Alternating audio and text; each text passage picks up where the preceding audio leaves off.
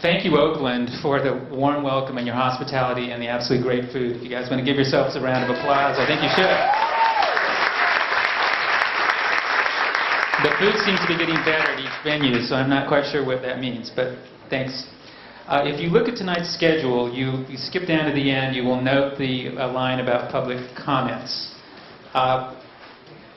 If you would like to comment and you have not yet filled out a card that says, I would like to speak, please do so. And so does anyone want a card? At this point, we have some available to hand out. We're good? Okay. Great.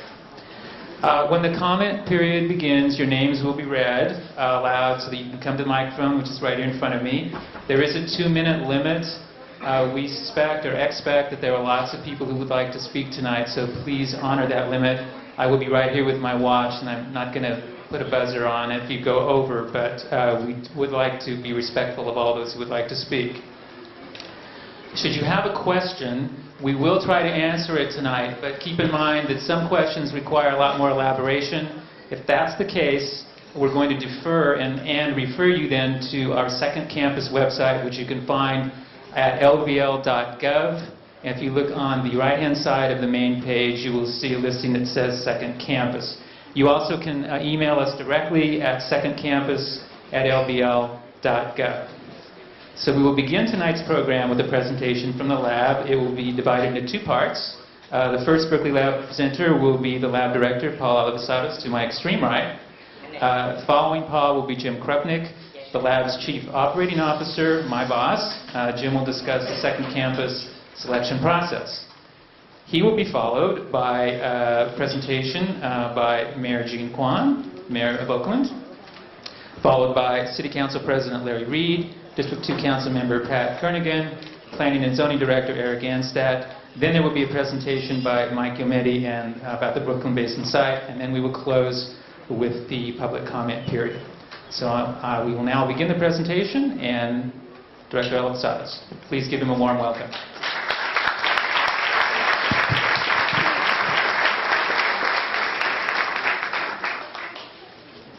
Good evening, and thank you so much, Mayor Kwan and Council Member and all of you who have come here from the Oakland community tonight. I really would like to say from the bottom of my own heart and also on behalf of the whole Berkeley Lab community that we'd like to thank you for giving us this possibility of looking at what is really a beautiful site located in a very special spot.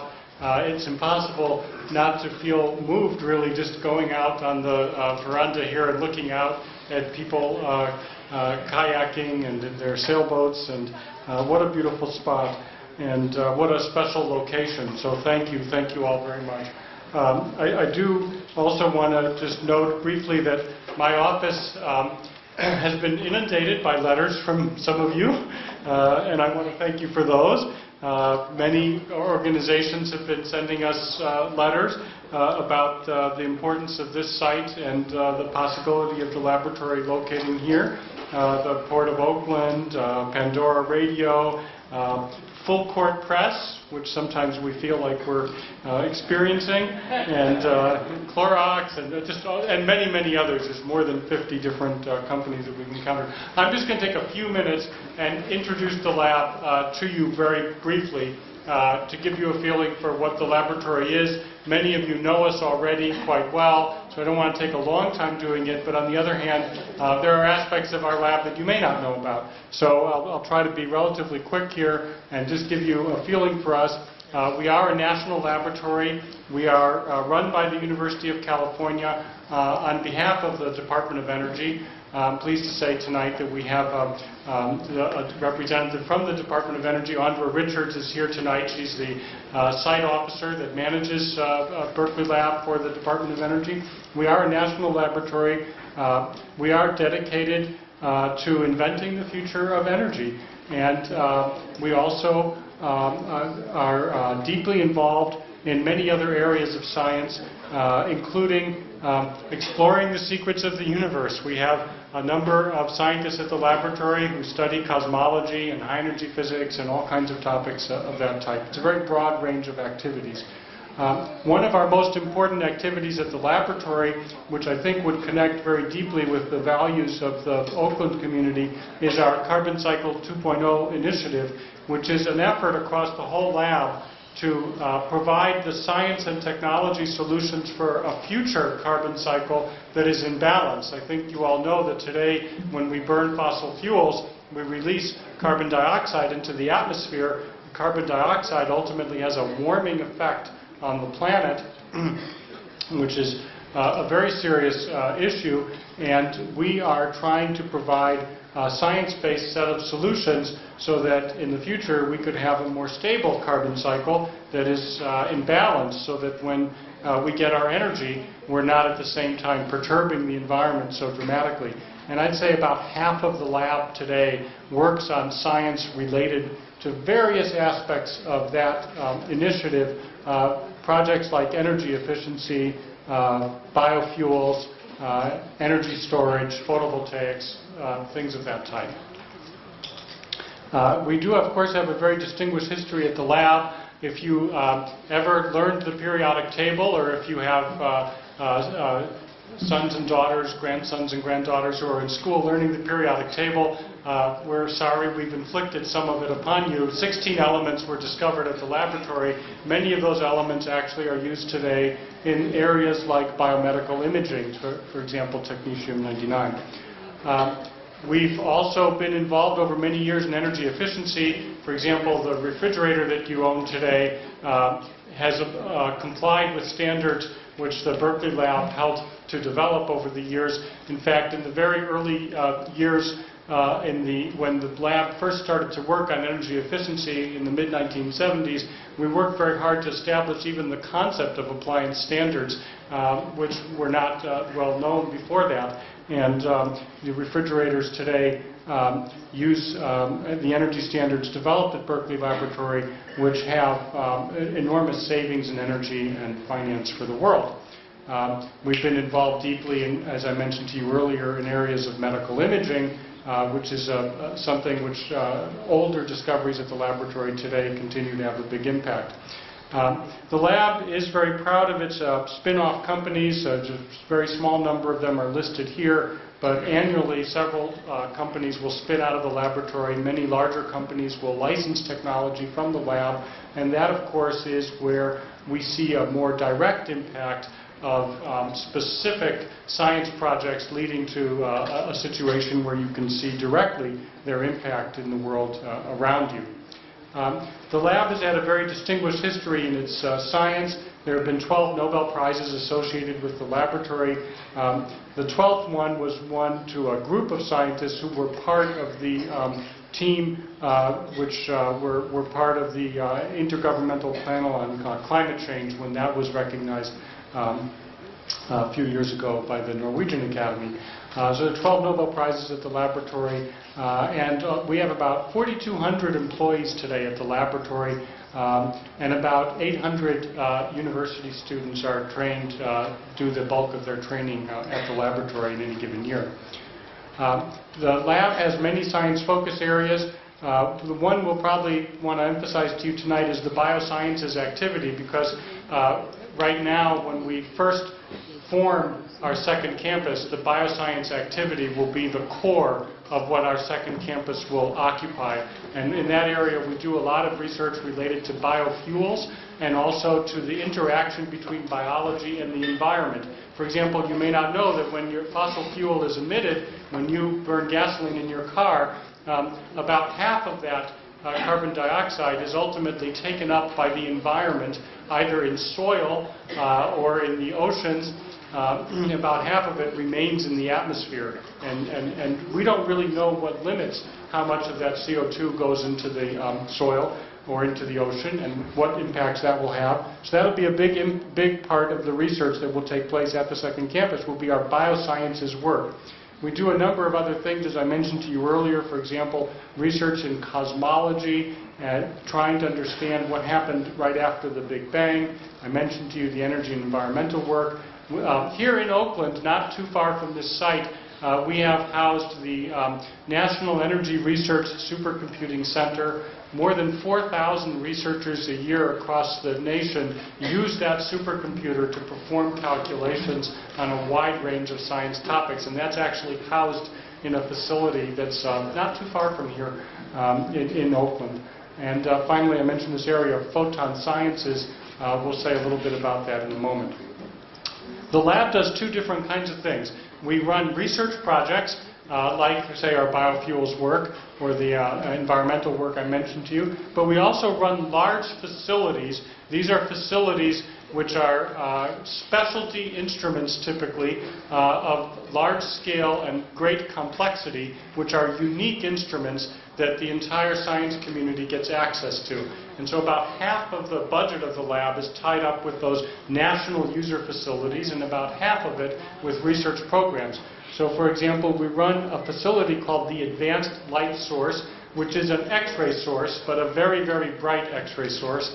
And that is used ultimately to look at biological materials or look inside solar cells and try to understand how they work. So that's a national facility that we run up on the hill in Berkeley, as well as these other facilities you see mentioned up there, like the National Center for Electron Microscopy or the Joint Genome Institute. That's a large facility in Walnut Creek. It was actually one of the facilities that sequenced 3 of the chromosomes of Craig Ventner in the original Human Genome Project. But once that was complete, we shifted it away from health-related work to energy and environment. So the Genome Facility in Walnut Creek today, which will move to the second campus when we choose the site, is a facility that's dedicated to sequencing microbes and plants, things that scientists need to know to understand the interactions between biology and energy. As I mentioned to you, we are very involved in building scientific facilities, and we are all the time trying to imagine future ones. I won't spend too much time on that today, other than to say there's a list of a few up there that we're thinking about for the future various facilities that we may be building. I don't know how much that would impact directly this second campus site, but it's something that we're deeply engaged in. One last thing I'd like to mention to you before we conclude is that for us at the laboratory, it's a very important thing that the projects that we're engaged in are ones which our community would espouse in terms of the values.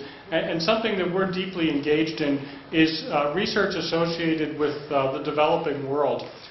One thing that we know today is that if we think about the future carbon budget, and I mentioned to you briefly the issues of the CO2 problem and global warming, when we think about what the impact of energy use will be on the planet as we go forward 20, 30, 50 years, one thing that we know for sure is what happens in the United States and Europe and other developed parts of the world will only be a very small part of it.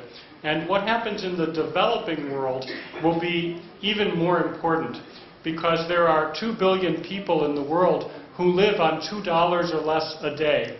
And those people are extremely motivated one day to have access to energy so that they can lead a productive and healthy life. And they're going to do that one way or another, for sure, as time goes on. So our laboratory has a substantial effort to try to figure out solutions for the developing world which will allow them to have access to energy in a practical way that will make their lives better immediately, but that also will not blow out the carbon budget of the planet. So that is something we're very much engaged in. We've had, for example, a project called UV Waterworks, which develops at 1/600th the use of energy, a method for purifying water that is used widely in villages in Africa and India today. We have developed the Berkeley Darfur stove, which allows refugee women in Darfur to burn the local twigs and little wood things that they can get from foraging around with 3 times the efficiency, so that they don't have to go out from the refugee camps where they are exposed ultimately potentially to attacks. So those are examples of the kinds of projects we really believe in very deeply, and we think will mesh very well with the values of the community here in Oakland. We've been, in the last 2 years, going out and asking the East Bay community, what do you think of Berkeley Lab, and learning things about that. And as part of that, we've also been asking them, what do you think we should be doing? And there's one thing that's come back very, very clearly. They've said, well, it's a terrific scientific organization. Come and help us in our schools. Come and help us with science education. So we've made that a focus, and we would like to see that become a much bigger effort for the laboratory as time goes on. So we have Nano High. Many Oakland students participate in Nano High, where they come for lectures to the laboratory. And we do a lot of other things. Some of our scientists go into the schools and the community on a regular basis. And you will be seeing more and more from us with the Cool Your School program that's going to be taking off in the next year and other such things. We want to make a difference in that area. And I do want to say as the last comment that we have established now a community advisory group. It's in a year-and-a-half old, in which we meet every 2 months with members of the community. And we tell them what's up at the laboratory, but we also listen very closely to hear what are their concerns and what are they seeing about the laboratory, how do they see it, and what are their issues. Let me just say, and as a concluding remark, again, how much I want to thank you for coming here tonight. And I want you to know that the Berkeley Lab is a wonderful science organization that is really committed to trying to do the right thing, and I hope we have the opportunity to work with you more as we go along. I'm going to turn it over now to the Chief Operating Officer, Jim Krupnik.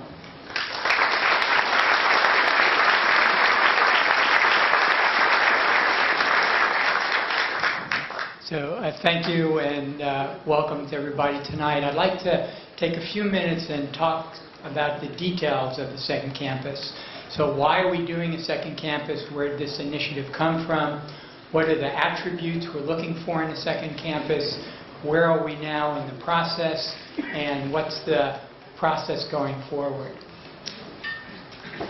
So let's start with the reason we have a second campus project. It turns out that approximately 25% of lab employees, when they get up to go to work in the morning, don't come to our main campus. They go to a number of other facilities, and those facilities are located, a couple of them in West Berkeley, the Joint Center for Artificial Photosynthesis, and our Life Sciences laboratories, operations offices and biofuels, labs in Emeryville. Paul mentioned the National Energy Research Scientific Computing Center in downtown Oakland, and finally the Joint Genome Institute in Walnut Creek. So Paul established a couple of years ago that we had a strategic need to do two things. One was to bring together the bioscience programs that are in these leased spaces in various communities and bring them into one spot. And second, to provide growth, provide space for future growth. So if we can do that, we can, one, reduce the barriers to scientific collaborations, and that's really the physical barriers. Have a space that all of our scientists can come and work together. We think that would then reduce costs, because when scientists get to be in one space, they can be more productive, they can be more efficient, and we can reduce the other operating costs from operating several facilities to operating a single facility. And finally, it will enable us to compete for programs and have additional science on our site that we can't house now. So that's the rationale for doing it. As Paul mentioned, the starting point are our biosciences programs. So they're located in 3 locations, Emeryville, West Berkeley, and Walnut Creek. And when you add up all the spaces we were looking for, it was something under 500,000 gross square feet. So when we put out the proposal, we let the communities and the developers know that we were looking for certain attributes in a campus. And there's a list of them here, including we wanted it to be close, relatively close to our main site, within 20 to 25-minute drive. We want it to be compatible with surrounding neighborhoods and have appropriate amenities. We're looking for a welcoming community. We want good public transit, and we expect to have an open site with a campus atmosphere. So we started out with something more than 20 proposals, and we whittled it down to 6. And so those 6, starting from the north, are the Richmond Field Station, the Albany-Berkeley Golden Gate Fields, Berkeley Aquatic Park West, a proposal that encompasses both the other end of Berkeley Aquatic Park and Emeryville, Emory Station, this site in Brooklyn Basin, and finally Alameda Point. So we have a series of public meetings going on this summer. So this is the third one. We also, as Paul mentioned, we have a community advisory group. So we've been going to brief them on the process. So this process will run through sort of the mid to the end of September. So the summary schedule and the path forward, we're doing our community outreach now. We then will get final proposals from developers and communities and do our due diligence on these sites. And we expect to be able to announce a preferred site in November. It's not a final site because we have to do environmental review. And until we pass the environmental review, we won't know what the final site is. But we hope to have that done by the end of 2013. We would then do construction and expect to be in a site by early 2016.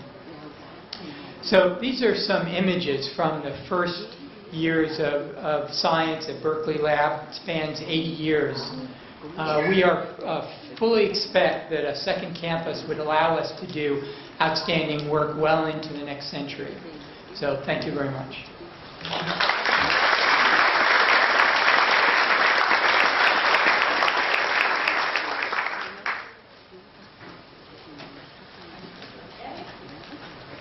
Good evening, and thank you everyone for coming. So how many of you are from Oakland? Thank you. We're going to try to do a very succinct presentation and leave time for other people in the community to speak. But we really want to thank the lab for this opportunity. We, of course, think that this is the most beautiful site.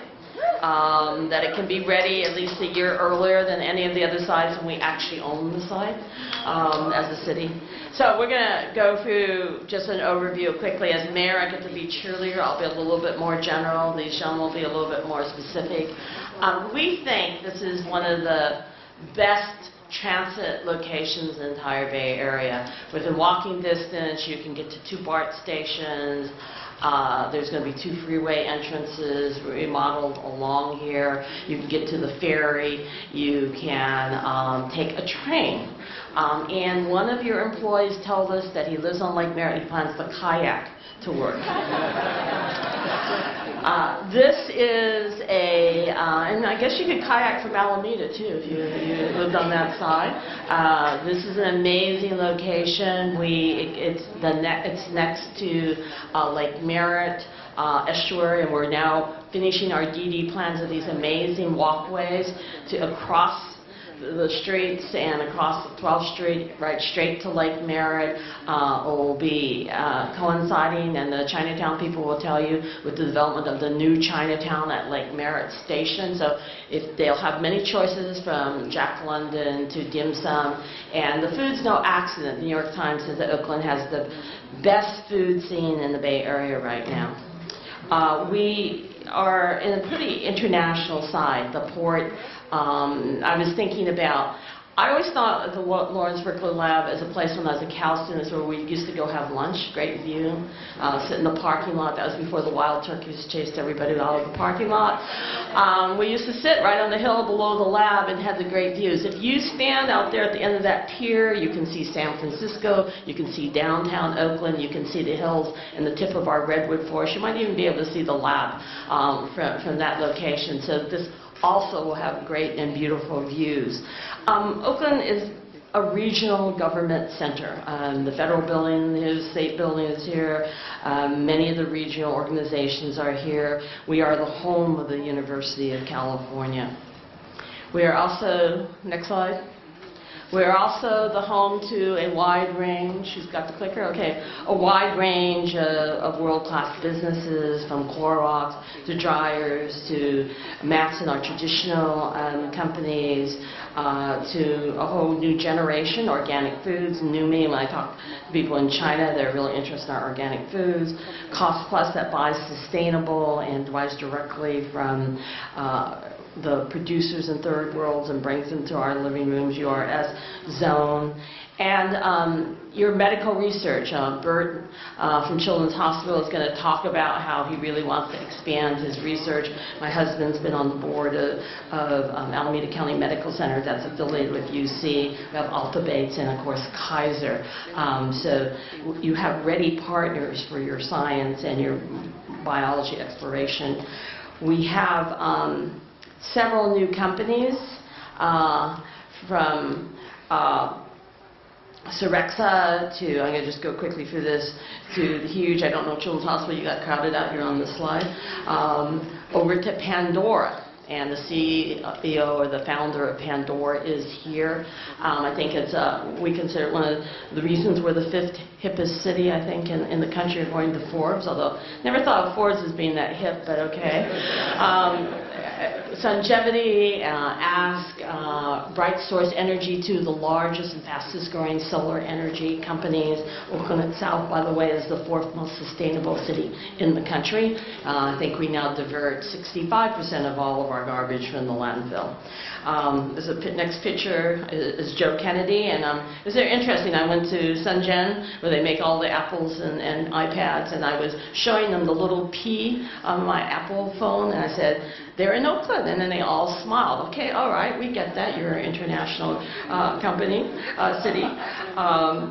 We hope to continue to be cutting edge, and of course, we want to. All of those of us who love Oakland know that the University of California was born here and then later moved out to that farm area out in this place called Berkeley. But it's still the home to the university president and the university. Who's got the clicker? Next slide.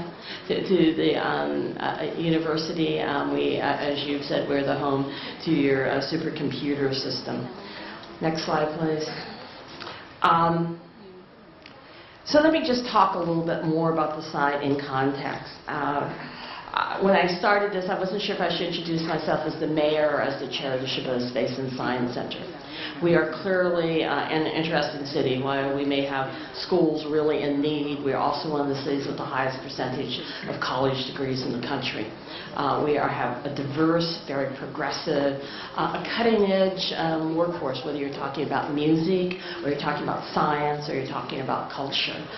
We are the major transit hub. Our location puts us in the center of the Bay Area, and in the center of the fastest growing part of the Bay Area. The population is certainly going to be east. That was so carry over from a conversation I had this morning. More people live here. And I was talking to the Chinese in Shanghai. I was saying, actually, San Francisco might have a slightly higher percentage of Chinese Americans, but actually more Chinese Americans, for instance, live on the East Bay. And that's true for almost every group. The population expansion is going to be here on the East Bay, and Oakland is right in the hub of that. Many of our companies are leading the way out of the recession. Sungevity is going to hire 200 to 300. Pandora did good on your stock option, so we think you're going to be hiring. We are a city that's in the middle of a renaissance, and that we're very proud to be helping to lead the economy here on the East Bay. Next slide. As I said, Forbes considers us the 5th coolest city in the country. We're nationally recognized for arts, and if you doubt that, how many of you have been to the Art Burma, First Friday? Okay, not enough people. If you doubt our leading place in the arts, I challenge anybody to come to Oakland on the first Friday night and go to the art gallery scene. And we have several exhibits in City Hall often. Culturally, Oakland has this buzz, whether you go back to the 60s and the Pointer Sisters and our music, to today, our galleries and our digital arts, many of the people who are on the cutting edge. We are definitely a green city, so in addition to being environmentally green and being now, I think, recently named one of the 10 most walkable cities in the country, we have a lot of public transportation, and we're very proud that if you locate here, you'll be able to get anywhere up and down Broadway and around the lake with the green shuttle, which is we just started last year. The other bragging rights is over the years we've been named as one of the cities with the best weather. I guess we share that a little bit with Berkeley. We have 19 miles of shoreline. We have redwood forest. I remember when I go to these national urban meetings, I have to talk about deer and raccoons. And I say I'm from Oakland. People think that I'm lying. But no, I said, no, I get complaints about wild turkeys regularly. Oakland is an amazing city of immense geographical differences and clearly a place where you can bike, walk, run, drive, carpool, kayak, and wind sail to work. We're a city with 100 parks, one of the highest percentages of acres per resident in the country. We in Long Beach keep fighting to be the most diverse city in the country, but I can tell you, I was just in Long Beach. There's nowhere where I think the cultures come together so closely. We actually live next to each other. LA, Antonio Agosta and I were sort of arguing about who was more diverse, and I said, yeah, but my people don't have to get in a car to meet each other and drive a freeway. We actually live next to each other, and it creates this cultural gumbo that's pretty amazing. We're re-adopting our old slogan that Oakland is hometown to the world. The 140 languages are spoken in our schools at last count, and during the next 4 or 5 weeks, we have more festivals going on than anywhere I can think of. From the Laurel Festival to the Oakland Pride Festival to the Asian Street Fair to Art and Soul and a hemp festival. We have an amazing amount of people coming and enjoying our city. We're also a city that's diverse because we have real options in housing. A lot of urban cities are just places where the rich and the poor can live. We have a lot of affordable housing in the city, and that's why we're a very diverse city where blue-collar workers and service workers can afford to live. There's 1,500 proposed units adjacent to this site. So if you're younger workers or you're retiring, older workers who are tired of the lawn and the 4-bedroom house, there'll be a lot of very affordable, walkable house right here along the Bay Trail. And let me end with this. We are on the Bay Trail. The park that will edge this site will be bigger than Christie Field. It will be an amazing public resource. When the new trails from Lake Merritt, you're going to be 4 minutes from the Lake Merritt BART station if you're walking briskly the way I do. And basically, what we really want to say is we think we've looked at your other sites. This is the most beautiful site. It is one of the few sites where you can grow. Not only can you get your 25 acres, but there's enough space and enough room up and down the estuary and around this area for other companies who want to be near you to locate and to grow. We are here today. You're going to see this is a very broad-based I haven't seen some of these people in a long time. This is a very broad-based group of people, and we all want you here. But probably my technical people are going to tell you one of the most important things is that this is the only site where you could be building in about 3 to 6 months. We have gone through the community process. It's been vetted. There's an EIR that's done. We'll have to update it for traffic untold. But pretty much you could be guaranteed to be on time and on schedule, which is really money these days, and you want to be building in the down market, I think. You could be ready to go, and we are ready to grow with you, and we want you to be part of the Oakland Renaissance. And so that's the overall introduction. Maybe that was too long, but I'm going to let these guys give you the details.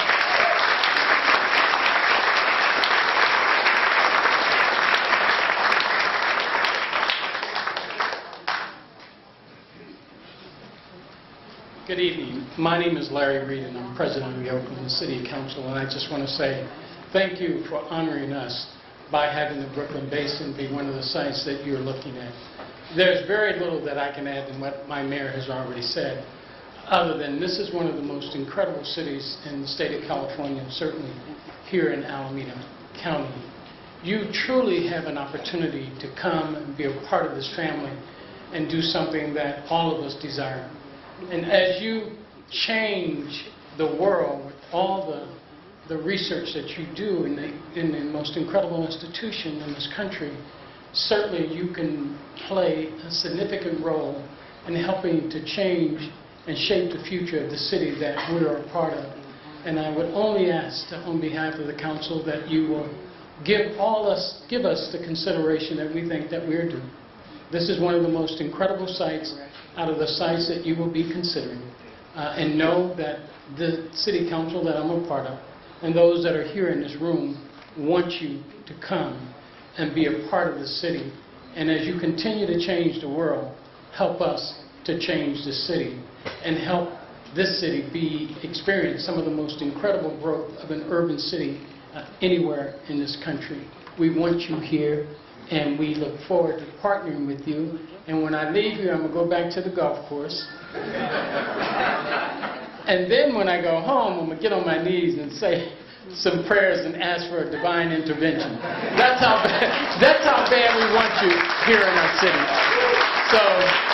So again, on behalf of the City Council, thank you for honoring us by having this site included in your deliberation.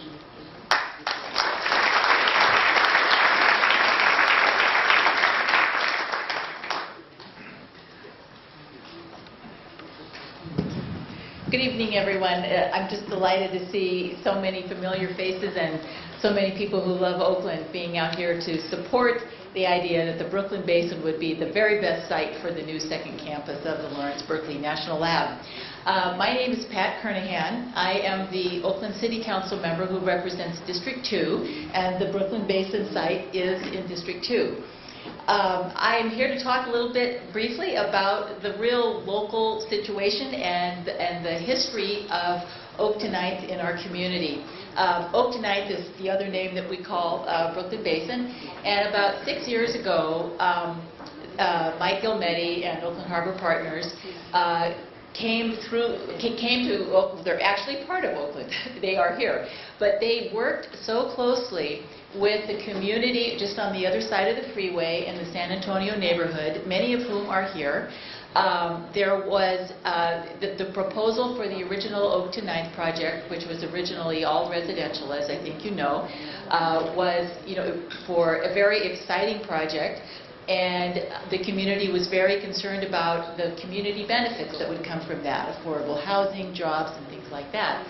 And for a year and a half or so, I also participated with the Oakland Harbor Partners and the Oak to Ninth Coalition, which had about 20 community groups in it, and really had very productive discussions and eventually reached consensus on some community benefits from the original project. And I want to recognize Mike Gilmetti and his whole business as being a very collaborative partner with Oakland. And I want to recognize the community members that are here tonight. And maybe some of you in the Oak to Ninth Coalition might want to raise your hand.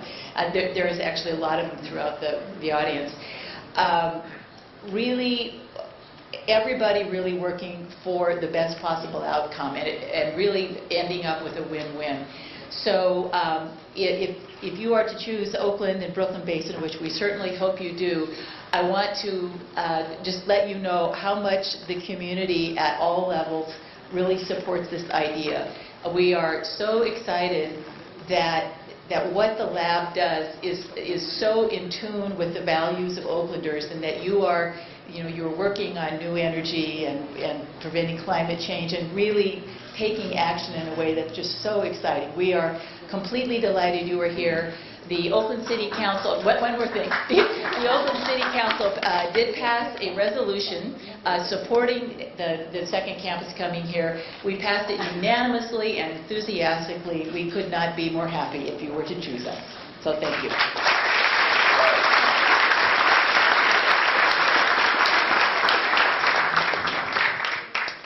Thank you. I'm Eric Angstead. I'm the planning director here in the city of Oakland, and I've got about 3 minutes to go through about 10 minutes worth of presentation, so I hope your shoes are tied. We're going to move quickly. All right, so we'll boil it down to the basics.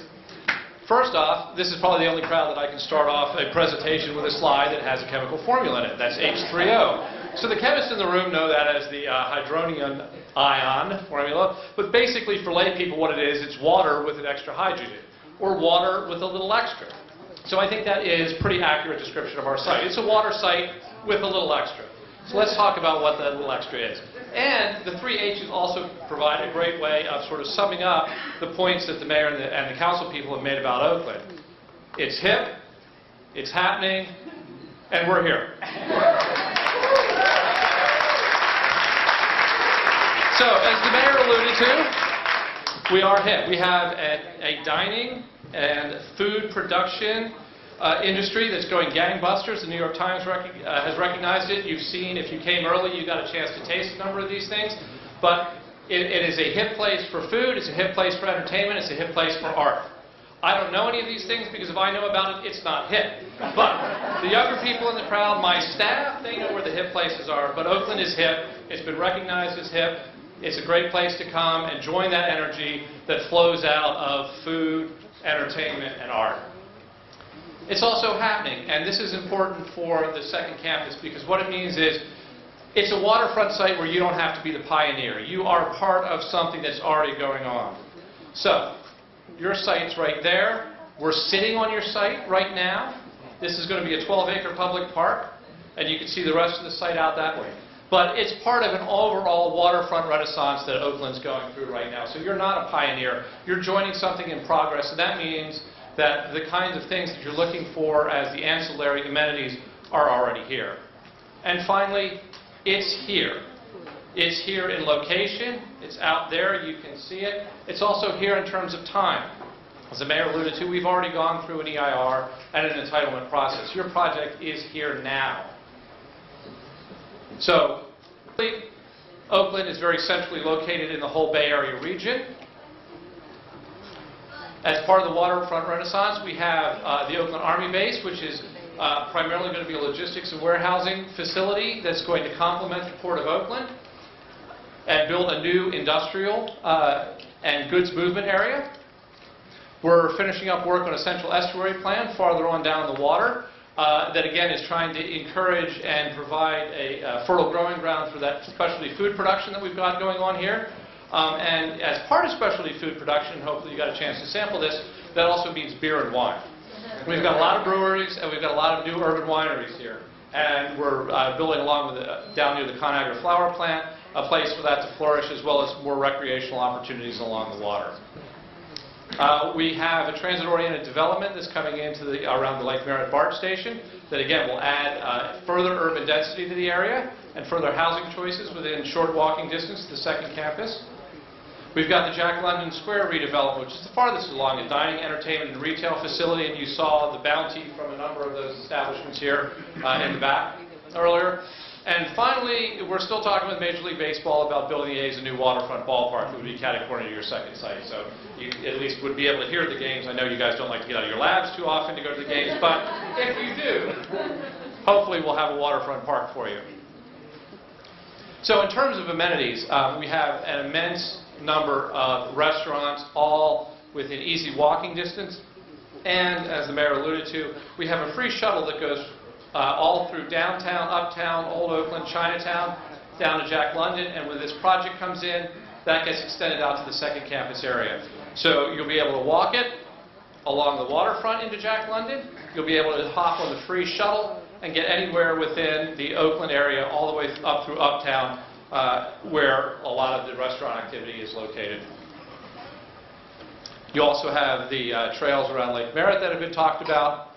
And again, just to give you an idea of some of the flavor of the dining and entertainment, and again, most importantly, beer. Let's not forget alcohol. All right, looking at transportation as a whole, again, this is one of the most transit-rich places in Northern California.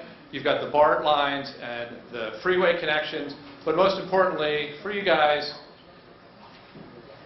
from your gate to the second site is 18 minutes, and you don't have to get on the section of 80 that always bogs down right about here. You can come down the back way, College and Claremont, down to 980 and 24, areas that don't on the through traffic bunch up, and get there. And then again, because you do have facilities out in Walnut Creek, the drive time from Walnut Creek, either to or from, for those who want to maintain a connection with Walnut Creek, is still a very reasonable 27 minutes. We're getting there. We got transportation all over. So in the immediate area, again, you've got a number of transportation options. BART stations, you can get there 4 minutes with a shuttle. You can get there by bike if you bring your bike on BART with 8 minutes, 9 minutes by bike from the Jack London stop where the shuttle stops now. And again, that shuttle line will be extended out through the project here and to the BART station. All 5 BART lines can get you here. It's not a BART train, it's any BART train that will get you here. You also have Amtrak, and it's only 8 minutes. You've got the channel that connects Lake Merritt to the estuary. And there's work over the next 2 and 3 years. It's already funded by Measure DD that will complete this for bike and walking trails. And so once that's complete, you'll be able to walk from the Lake Merritt BART station without even having to go on the city streets. You'll be able to walk along the water almost the whole way.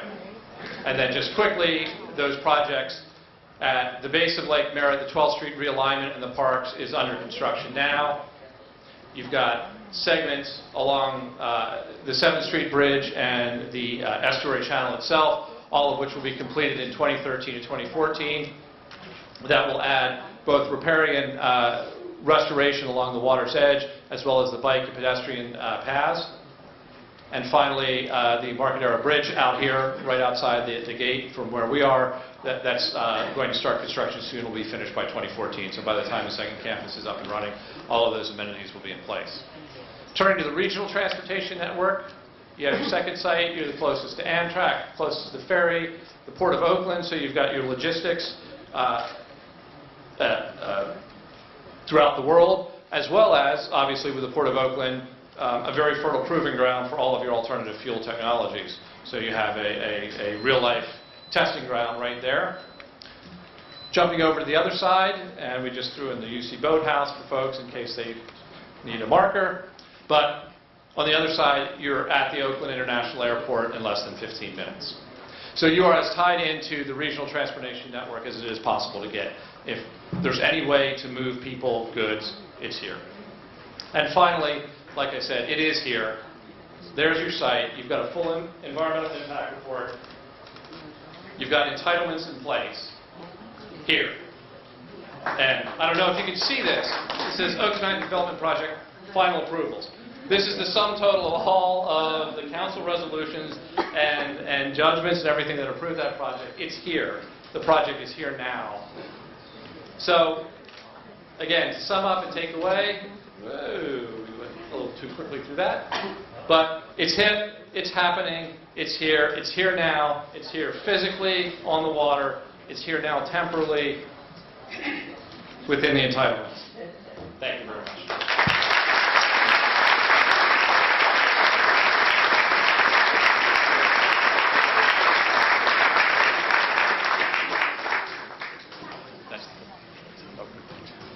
Well, thank you, everyone. By the way, that's a very expensive binder. I can attest to that.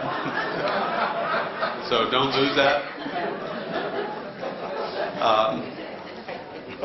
I'm Mike Gilmetti with Oakland Harbor Partners. I'm very excited to be here today. Oakland Harbor Partners is the development team that hopes to bring you the second campus, but has been involved in this project for going on 10 years now. Briefly about us. We are Signature Development Group and Reynolds & Brown, 2 family-owned East Bay companies that have been developing collectively for about 80 years in the East Bay. What that means here is that we know the market, we know the community, and we know the community from both top-down and bottom-up. So many of you here know us very well because we spent many evenings in your living rooms talking about new projects and things that we could share a vision in to help grow Oakland and the greater East Bay. Thank you very much for coming tonight. We're honored to have you. We've built a variety of real estate. So we've built residential, we've built office, we've built lab space, we've built industrial space, retail space, and we're very excited to be a part of Oakland. As a developer, I think it's been one of the best cities that we could have worked in. They're fair, they're know how to move at the speed of business, and they've been great to work with. The rest of our team we assembled for a variety of reasons, but we wanted to complement and grow our experience set. We brought on some of the best designers and consultants in the world. These are some of the things that we've done in the past. These are some of the things that Reynolds & Browns have done in the past. These are all East Bay and Bay Area projects. But to complement our team, we brought in Roma Design Group from San Francisco, and we wanted to bring in one of the best waterfront planners in the world. At the top here, you'll see Auckland. Actually, this Eric, you've got a powerful laser here. I'm going to use this one. So this is Auckland Harbor. This is obviously San Francisco. Roma played an instrumental role in designing that. This is the ferry building, which I think many of you are familiar with. So they're landscape architects and planners that will help bring flair and a world-class to a world-class facility. We've also brought in Gensler Design, which is the largest architecture firm in the world. Again, Bay Area based. They're some of the pioneers in green design. They have over 1,000 lead professionals, have over 16 lead platinum projects. Here is the Blum Center at Berkeley as an example of one of the things they've done. And I've also done the Science and Technology Park in Hong Kong, built labs for Novartis and Abbott Labs, and just amazing projects all over the world.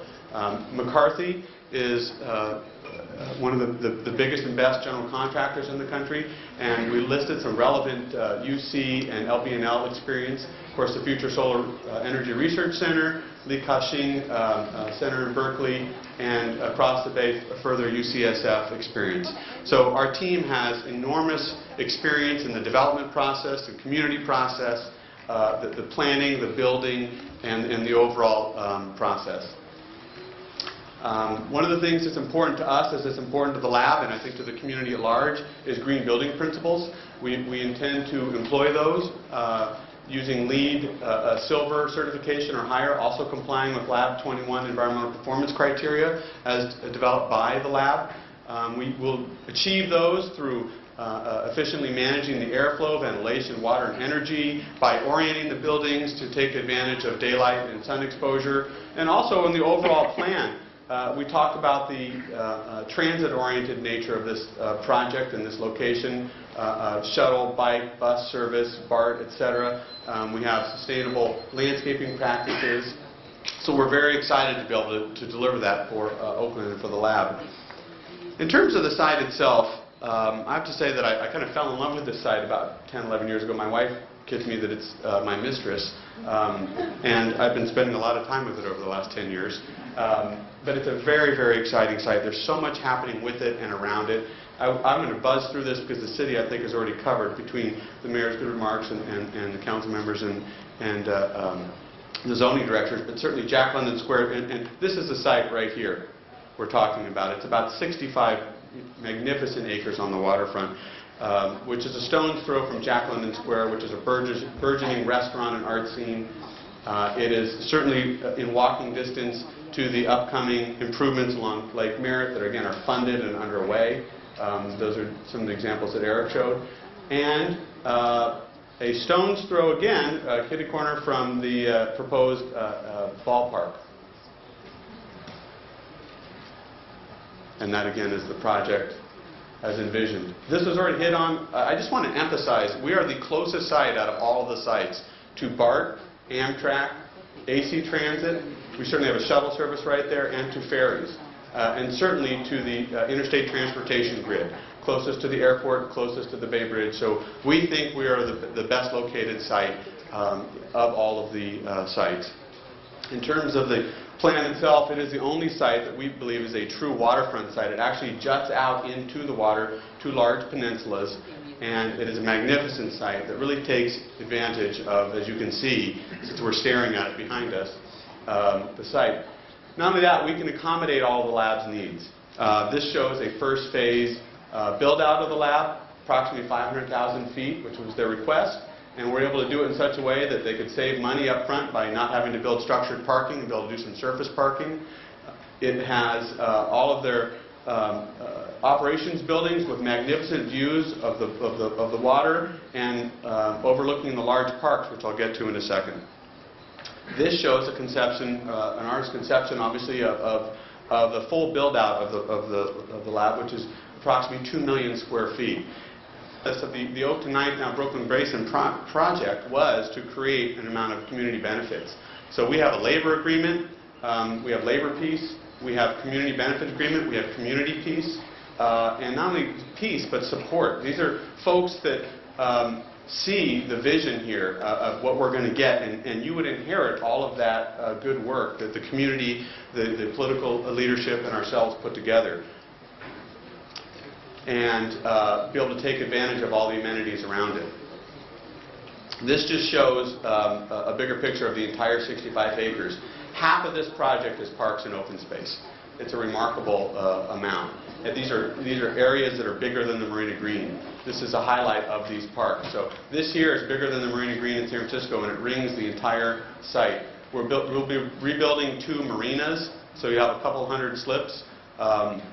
We're here now in the Aquatic Center looking this way, across the site. We have plenty of area for what I would call spillover space.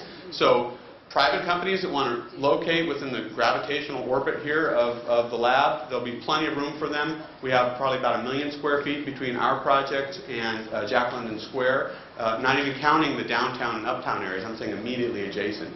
And we can also locate your entire facility in a true campus. So you wouldn't have to take a shuttle from one building to another. You could walk and really promote true collaboration. These are some artist images of the site as it's been envisioned. It's a real urban scene. It's much like a Mission Bay in that sense. Beautiful parks, beautiful open space. We have all the area to do this, and which we'll get to the benefits here. So we talked about location. It's the closest to all the transit and amenities. It's the most beautiful site. It's got the water right on the water. You've got the parks. Eric talked a little bit about certainty from a city perspective, but I also want to talk about certainty from outside approval perspective. We have all the state, regional, state, federal entitlements and permits in hand, ready to go. We're not changing any of the parks here. We're not changing any of the approaches. This would only enhance this project. So all of those are ready to go. We think you could get started anywhere from 6 to 9 months earlier, and we could beat your schedule. And I think we're the only site that can claim that. Our team is experienced. We know the community knows us. We're comfortable with each other. We know the city, we know the market, and we know the design team. The design team and consultant team has been with this project for 5 to 10 years. Our partnership has been together for 10 years, in good markets and bad. But best of all, and you'll see it here tonight, is the support of the community. And the community in Oakland doesn't necessarily just mean the business community. Yes, you'll hear from the Chamber of Commerce tonight. Yes, you'll hear from some prominent companies in town that contribute heavily to the growth and renaissance of Oakland. But you're also going to hear from a diverse group of folks. You're going to hear from neighborhood organizations, community advocacy groups, labor organizations, and the business community. And we've been working and building that support for over 10 years. We're very excited and we're very proud of it. And we think that's one of the reasons that makes Oakland great. So, I'm going to leave you with about a 2-minute video because we've talked between the lot of us here about the amenities on land. And we've talked about, Oakland Harbor Partners Plan will bring to Oakland diverse waterfront opportunities. As a protected water space, the estuary in general and the Oak to Ninth area in particular is one of the most attractive sites in the Bay region for water-oriented sports. The smooth, calm waters support a tradition of sailing, rowing, canoeing, and kayaking. The unique character of the Oak to Ninth area obligates any development at the site be respectful of the bay. Integral to the vision of the Oak to Ninth. So with that, I want to say thank you for coming tonight, and we look forward to working with you, and hopefully you'll realize that those of us in Oakland are more than just partners, we're a family. We view the city as our partner and a family member, and we look forward to working with you to bring this project to fruition. Thank you very much.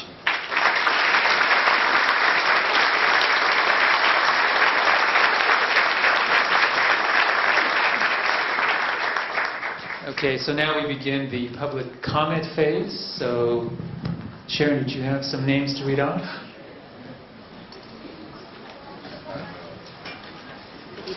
Thank you, Jeff. This project is already ahead of schedule, people. Thank you. Our first speaker is going to be Dr. Bertrand Lubin from Children's Hospital.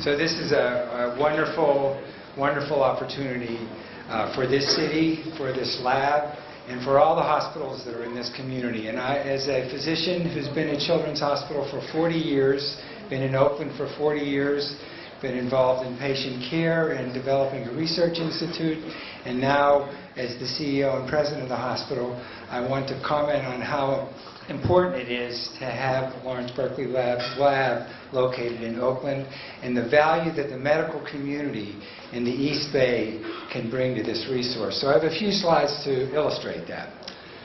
First of all, I believe that the lab recognizes that there are a number of medical centers in Oakland.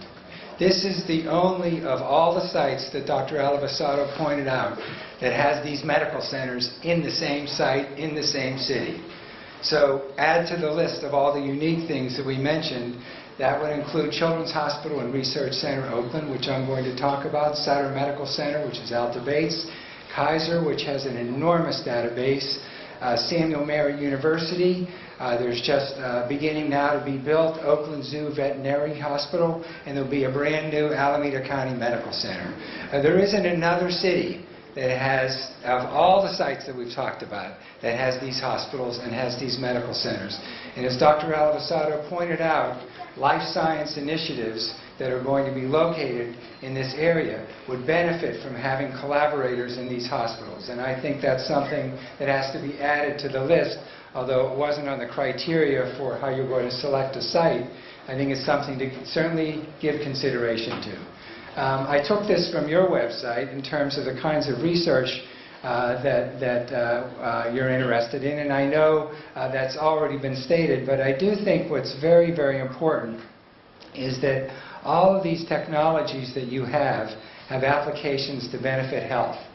And the fact that you're in a community that has so many hospitals that could participate in studies to evaluate and translate from the basic science that you do into benefits of health are important. Asthma is a major problem in this area. That's due to an environmental problem.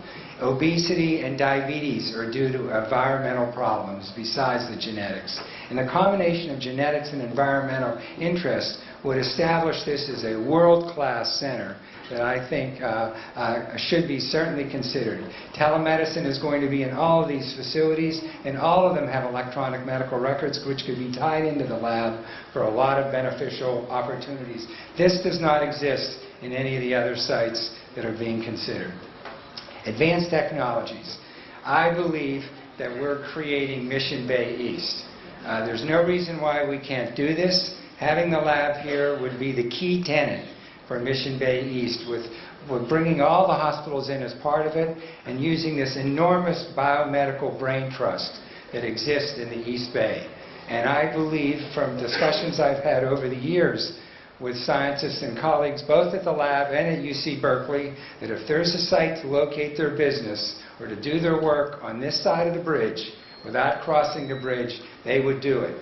And given the space that's been pointed out, that Mike and others have pointed out, there's an opportunity here to really build a major center, create jobs, and have Oakland be the world-class global center for a variety of technologies that only the lab brings. And one of the things that Dr. Alivasato talked about was the therapeutic cancer research technologies. So we would be the center in Oakland that the lab would run, that would be the resource for UC Berkeley, for UCSF, and for Stanford. Isn't that a wonderful goal to have for our city and for this major medical center, medical bioscience center? I think global initiatives, we have many global initiatives, as does the lab, and the areas, the opportunities to interact would be very important. And I do believe, although it wasn't on the list of initiatives, I do believe the lab can take a leadership position in stem cell applications that have therapeutic benefit. And I think the lab has technology and has scientists in it that could do that. And one of the things that we've discussed is even the possibility of having a small research hospital on this campus that where scientists and physicians from this community could bring technological advances to improve the health of children and adults in our community as pilots to then be disseminated throughout the world. and I think we could have a leadership role in that. I just want to comment briefly on what we've done at the Children's Research Institute. Many of you know this was Samuel Merritt College. We purchased it with the support of the City of Oakland, and now it's a research laboratory that ranks number 6 among children's hospitals in the United States for NIH grants. As you know, we're a nonprofit, freestanding children's hospital, and the Research Institute is similarly nonprofit and freestanding. And these are the interactions that over the years we've brought to Oakland through our Research Institute. And it's difficult to read, so I'll point out some, but Stanford University, UC Berkeley, UC California. And what the mayor pointed out in terms of the diversity in our city illustrates the fact that when grants are being funded now, the first question that's asked is, will you help a diverse population? There is no city that has the diversity that our city has. And that's an advantage for the lab, and that's an advantage for our city. And I think we should take that, grasp that, and see that that's an opportunity for our future. So I want to thank you all for giving me a chance to talk. I've been working with Mike. I know Dr. Alivisato. I have to only disclose one thing, and that is that I do have an appointment at Lawrence Berkeley National Lab. So I hope that doesn't dissuade any decision-making here. Thank you very much. Thank you.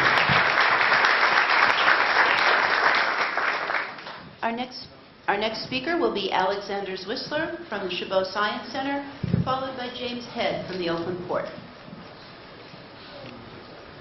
Well, thank you very much. It's all been said, so I'm going to take a little bit of a different tack and address one of the slides that you brought up that I was so happy to see when you were talking about science education and science education for kids here in our community. Chabot is uniquely positioned. As I hope you know, we have a number of our board members are members of the laboratory, including some of your Nobel laureates. They were advisors to our most recent Build My Climate Lab, our climate change exhibit, so thank you for that and sharing them. And I think because of our unique partnership here in Oakland as a science center with the city and with OUSD as one of our key partners and the East Bay Regional Park District, we are very much positioned to help you achieve that important outcome that you're seeking. And I think I would challenge you, as everyone's saying, this is the unique place, this is the only place, it's here, it's now. Well, it's also here and now for education. And we stand by ready to partner with you on those educational aspirations you and we all share. So let's do it, okay? All right. Thank you.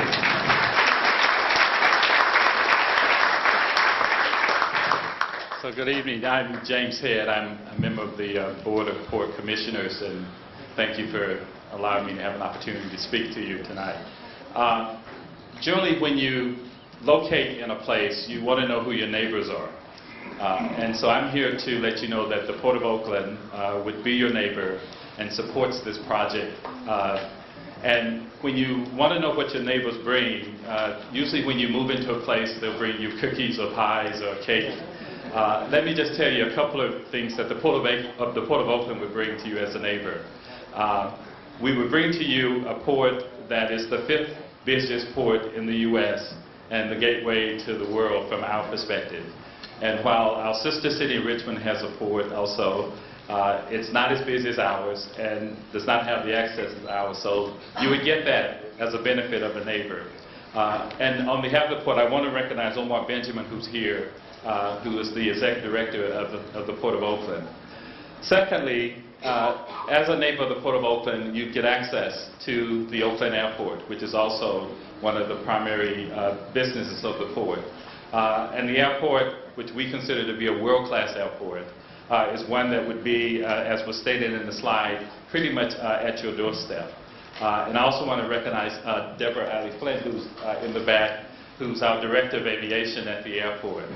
And then thirdly, the port actually is the trustee of over 20 miles of shoreline real estate. And so with that, it includes Jack London Square that was mentioned earlier. And so you get access, I think, to the highest quality real estate and shoreline, I think, in California, if not in the country. And I want to also recognize Pamela Crishaw, who's here, who's our acting director of real estate. So if you're looking for good neighbors, you can certainly find that at the Port of Oakland. We're excited about this. The amenities that you talked about in terms of the community, we can collaborate with you on. The port is the regional economic engine for this region. We touch either directly or indirectly, I think, over 50,000 jobs, and we'd love to collaborate with you to increase that and to create an opportunity to benefit the Oakland community. So with that, I would say in conclusion that the Port of Oakland would love to be your neighbor, and so come aboard and welcome. Thank you.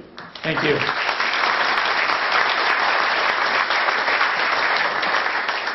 Our next speaker is a panel presentation from the Oakland Tonight Community Benefits Coalition. Andy Nelson, Dong Pham from the East Bay Asian Youth Center, Francis Chang, APEN, Tam Tran, East Bay Asian Youth Center, Milagros Bolanos, Oakland Community Organizations. Thank you. Will everybody who's here as a part of the Oakland Community Benefits Coalition please wave and make some noise? On behalf of the Oakland Community Benefits Coalition, we just want to say welcome home. The Oakland Community Benefits Coalition represents Oakland community organizations, Asian Pacific Environmental Network, and the East Bay Asian Youth Center. We collectively have a membership that spans about 3,000 families in the communities immediately adjacent to here and slightly east of here. We have worked for the last 8 years with Oakland Harbor Partners and the City of Oakland to create a project at this site that truly benefits all of Oakland. And clearly, the Lawrence Berkeley National Lab is that project. So I just want to bring up a few of our members who can speak for themselves about the importance of this project to our neighborhoods. Thank you. Thank you.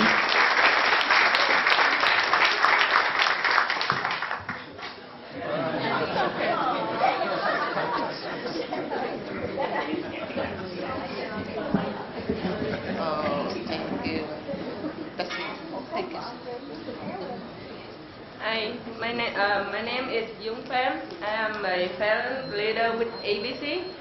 I live less than 1 mile from here in the East neighbor for 25 years.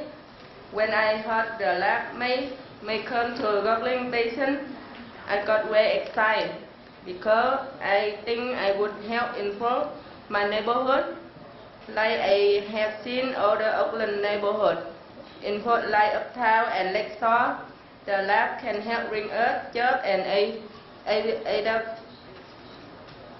jobs and affordable housing. So welcome to Oakland. We look forward to working with you. Thank you. Thank you.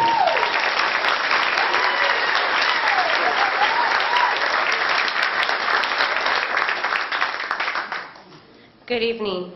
My name is Millie Bolanos, and I am an OCO leader. OCO is a faith-based organization working with 45 congregations and over 22 schools for a better quality of life for our families, especially on issues of quality housing and job opportunities. I was born and raised in Oakland in the San Antonio neighborhood. When I heard of the Lawrence Berkeley Lab project, I knew this would be great to have in the city of Oakland. It will generate positive tax revenue for the city. Affordable housing for seniors and low-income families will help those who have lost their homes. Sustainable jobs will be created for our community. The best of all is that having the labs here in Oakland is the labs will inspire the youth, like my daughter, to choose green professions and job opportunities. On behalf of the San Antonio community, bienvenidos, welcome. Thank you very much.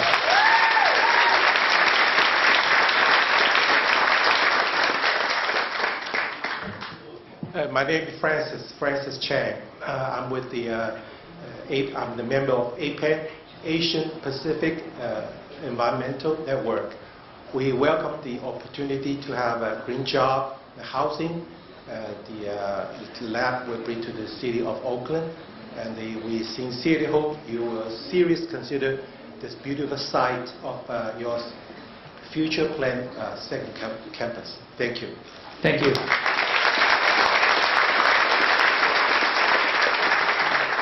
Our next speaker is Tim Westergren from Pandora. He'll be followed by Susan Hollingshead from Sungevity.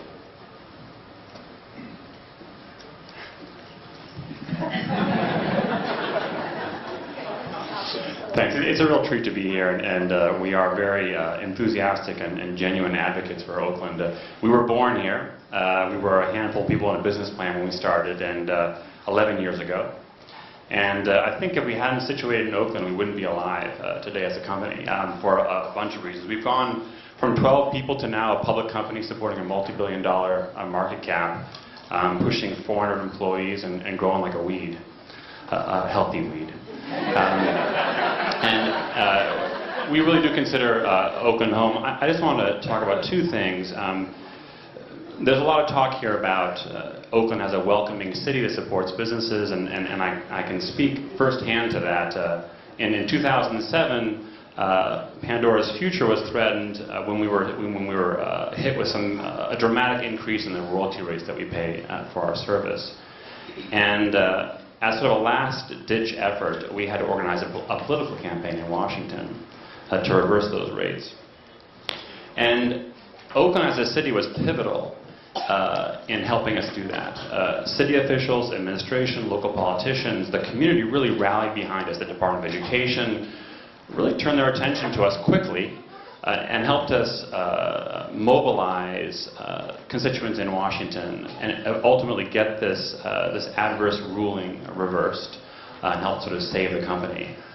So I think Oakland is a company. Oakland is a city that is nimble, that is hungry and wants to build, and is reactive to companies. I can say that firsthand.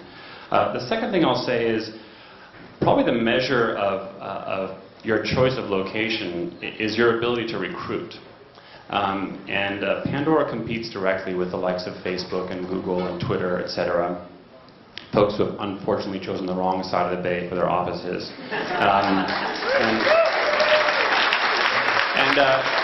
When we came to Oakland early on, a lot of folks said, well, if you want to recruit engineers and technology, you're a technology company, you're going the wrong place.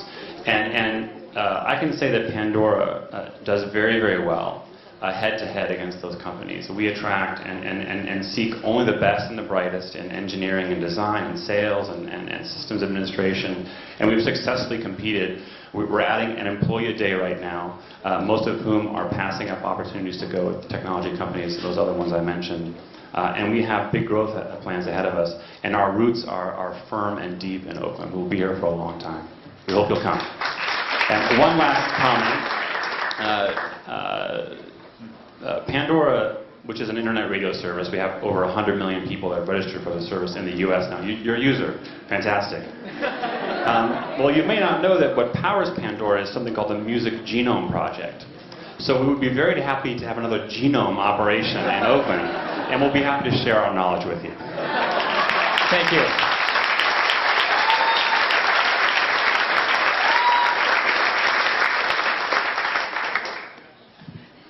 Like Tim, I would like to add, and I think we were probably the largest employer right now in Jack London Square, that Oakland is a recruiting magnet.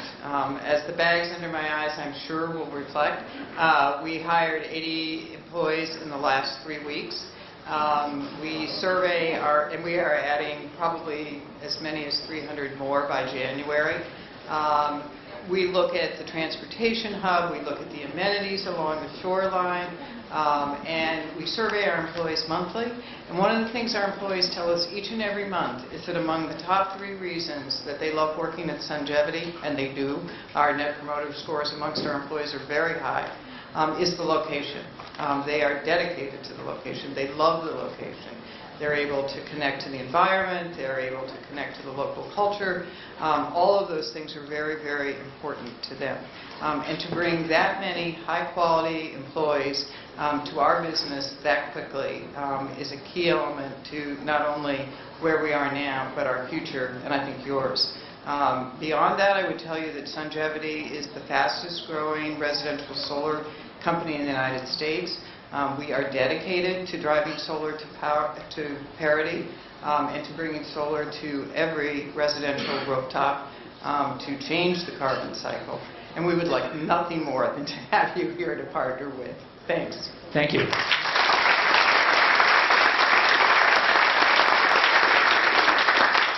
Andreas Kluber, Building Trades Council.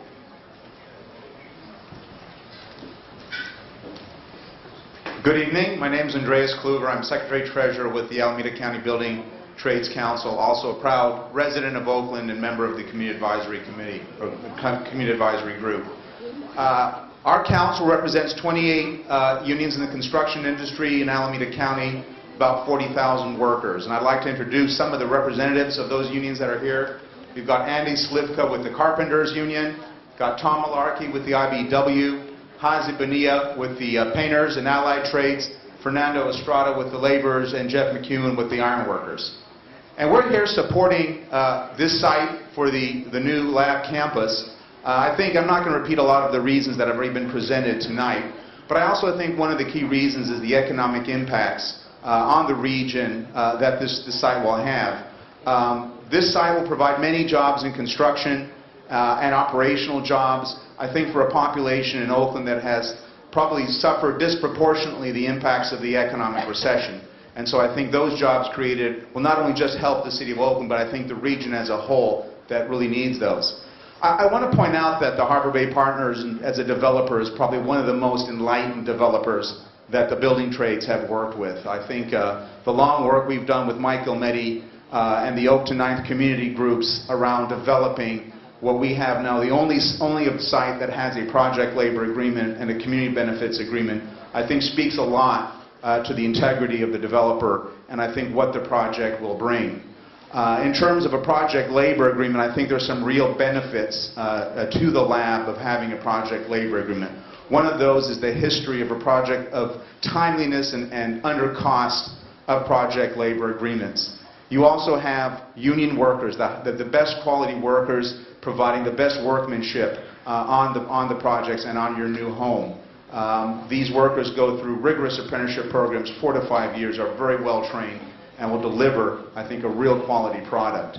And finally, I think in terms of the community benefits that have been worked out and the local hire components of those community benefit agreements, which are fully recognized under the project agreement, project labor agreement, I think will bring a lot of folks into the construction trades from the local area, put them on real career paths, and I think so those benefits are really going to be very great. So we really encourage you to seriously look at this site.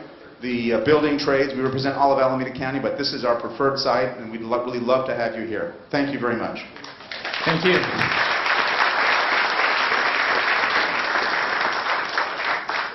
The Oakland Metropolitan Chamber of Commerce, Joseph Haraberta, Mark Everton of the Waterfront Hotel, Michael LeBlanc of Pecan Restaurant, Sharissa Frank from the Metropolitan Chamber, Paul Young, and Susan Barnes. Thank you very much, and good evening. I'm Joe Haraberta, President of the Oakland Metropolitan Chamber of Commerce, and absolutely delighted to hear all this wonderful collaborative and positive information about Oakland. This is the place to be. I think we've heard tonight all of the aspects that we all look to and the reasons why we're here. Certainly with Mike's work over the past years, one of the most respected developers in our community and in the region, you have the right team. With me tonight are a number of other members from the Oakland Metropolitan Chamber of Commerce that I'd like to have introduce themselves because they too care, they too want you here. My name is John Nelson. I'm chair of the Oakland Chamber, and I'm also a small business owner in Oakland. And I first would like to say that our office has been located in Oakland for 50 years in Jack London Square. We found it a wonderful place to work, so we think you'll find it wonderful as well. As Joe has said, the Oakland Chamber is extremely enthusiastic about this project. We're looking forward to having a new campus development on the waterfront. And then the last thing I just mentioned is that I think Oakland hasn't really been given enough credit for the planning that they did on the waterfront. I know Eric mentioned some things, but actually in the 1990s, Oakland realized that the waterfront was a real asset to the city, and they put a tremendous amount of effort into the estuary plan, the Bay Trail plan, and the Lake Merritt Master Plan. And going through that process, they created a framework for this kind of a project to happen. So I think the city should be complimented for putting that effort into the project. And we hope we can welcome you in 2014 to to Oakland and enjoy this wonderful waterfront. Thank you. Thank you. Good evening, gentlemen. I'm Mark Eberton. I'm the general manager of the Waterfront Hotel, and with me is Michael LeBlanc from Pecan Restaurant. And Michael and I formed the Oakland Restaurant Association a little over a year ago. We're currently sitting at about 80 restaurant members. And as somebody mentioned about the hipness of Oakland, I think Michael can address hipness a little better than I can. But I think the other two adjectives for the Oakland Restaurant Association is resourceful and delicious. And I just want to share with you a very short resourceful story. It had been mentioned about, I think Mayor Kwan mentioned the number of festivals that we have left. We have just concluded 2 of them. We did a Much Ado About Brew in Jack London Square. And then last weekend we did an East Bay food fight, bringing restaurants together in an Iron Chef competition. The purpose of those were to raise money for the Kitchen of Champions, which is a kitchen in Oakland presented by St. Vincent de Paul. And we've raised almost $15,000 in the last 2 festivals to be able to spur greater culinary growth. So it's very resourceful and very energetic on what we're doing with them. Michael, do you want to? Sure. Paul and Jim, you got to eat, man. You got to eat. Let's see, a little bit of a personal story. Looking at some of the presentation, Mike showed a video, and that video was framed in a Polaroid frame. I worked at Polaroid for 26 years. I moved out here from Boston. So whether you're talking about the volatility of silver halide photography or asymptotic views, I've been through that stuff. Right by MIT and right on 128. Now, having said that, in those years at Polaroid, my last assignments, I traveled all over the world. Every major city in Europe, every city in Asia, I've traveled to. When I got to Oakland, I had 1.6 million miles. Now, the reason I say that is I got done with corporate America and had to decide, where did I want to live? I bet on Oakland. I wanted to be in Oakland. I don't care whether you are talking about Sydney, Australia, or whether you're talking about Copenhagen, or whether you're talking about New York City. I wanted to be in Oakland. I bet my 26 years on Oakland and being in the business in Oakland. If I were you, bet on Oakland. Can't lose. Thank you both. Good evening. My name is Teresa Frank. I am a board member on the Chamber of Commerce Board and also chair the Economic Development Committee. I'm a resident of Oakland, and I've worked here in Oakland for over 10 years. We are very interested in having the lab come here to Oakland, and we continuously support great projects such as this. Some projects include the Oakland Uptown, the 12th Street improvements along Lake Merritt, the development at Jack London Square. So we welcome you to Oakland. We're excited, and we hope you select us. Thank you. Thank you. Good evening, and thank you for being here. My name is Craig Wolfson, and I'm here representing the Clorox Company. I'm also a resident of Oakland in the 2nd District. Oakland has been corporate headquarters for Clorox since 1913, so we have deep roots and a great understanding of the benefits of locating a world-class enterprise in this city. We could speak to everything that others have talked about this evening, but I want to particularly mention our excitement about the city's national leadership in environmental sustainability. I think this is a great opportunity to collaborate with Lawrence Berkeley Labs in this area. Clorox is really proud that our headquarters recently received Platinum LEED certification, the highest environmental recognition for an existing building, and there are only 38 in the United States. So as you think about locating the lab's 2nd campus, we urge you to remember UC's rich history in Oakland. And also keep in mind the thousands of UC and Berkeley Lab students, faculty, and staff living and working in Oakland's diverse communities already.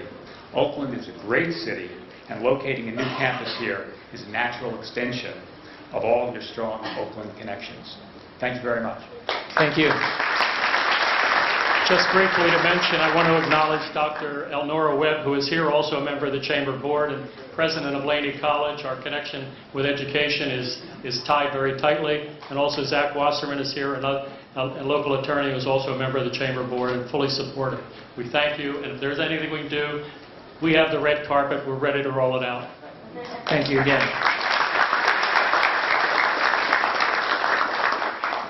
Linda Hosroth Economics.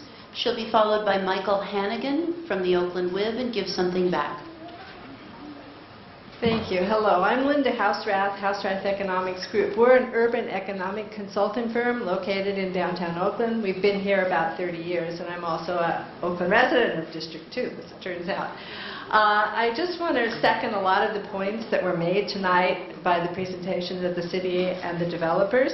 I think as someone who deals with urban economic development all of the time, they have highlighted a lot of the key factors. I think the fundamentals are here. If you go through the factors, we've hit on most of them tonight. Might just highlight, I think you're not going to find a more spectacular location anywhere, certainly in this region. The recreation and amenity that comes with that active participation is also a plus. Proximity, again, to Jacqueline Square and downtown, and I might mention that in this region, downtown Oakland is the second largest downtown after downtown San Francisco. It has a much larger concentration of employment, business activity, and population, so you would have advantages of a lot of that. The site itself is entitled, which is a big economic benefit, as you know. The developers have a proven track record here in Oakland, many successful projects and very good relationships with the community and the business community. The opportunity, I think, to have significant capacity and be an anchor tenant in a newly developing area is a big plus.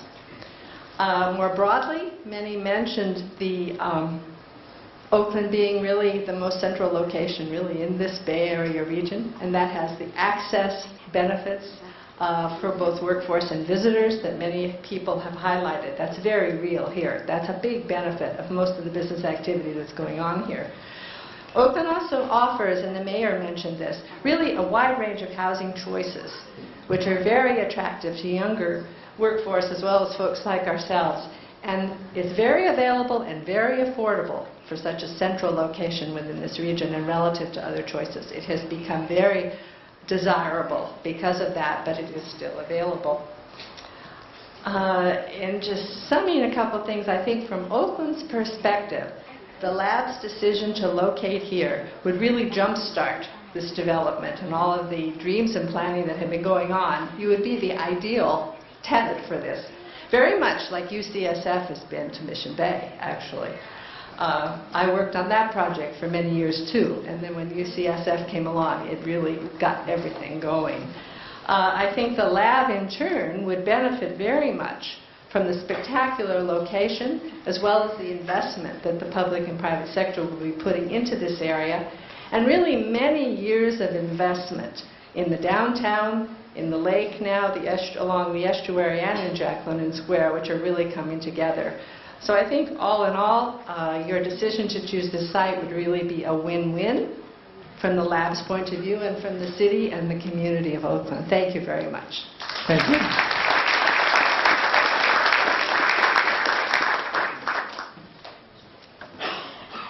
Hi, my name is Mike Hannigan. I'm wearing two hats tonight. First, I'm the chair of the Oakland Workforce Investment Board, which is a federally funded appointed agency whose job it is to help you in any possible way to connect the workforce in Oakland with your workforce needs. We are a city that has our own workforce investment board with federal funding and other sources of funding that's designed to connect the workforce needs with the employer needs. So we will be fully at your disposal should Oakland be fortunate enough to have you choose us. Secondly, I want to speak as a business owner. I have about 100 employees. I myself live in Berkeley. I did my graduate work in Berkeley, but I started my company in Oakland. It's been here for 20 years, and I did it because of the logistical advantages, the proximity to the airports. We fly a lot, the major transportation hubs. You've heard all that stuff very eloquently laid out by the mayor. So there's significant logistical advantages to Oakland. But I also want to reinforce what Tim said, that as an employer, employees today, the kind of talented employees, the technical staff and the non-technical staff, they're really finicky about their working conditions and where they work. And they have choices. The ones that have talent have choices. And while Oakland is a great city, this location is spectacular. The creature comforts that are within a walk or a short bicycle ride to people during their workday will be a magnet. And not only magnet, but glue. When people come here and work here, they will find it a comfortable place. And the scientific community is also a diverse community nationally. And this is a comfortable place for that kind of diversity to feel at home.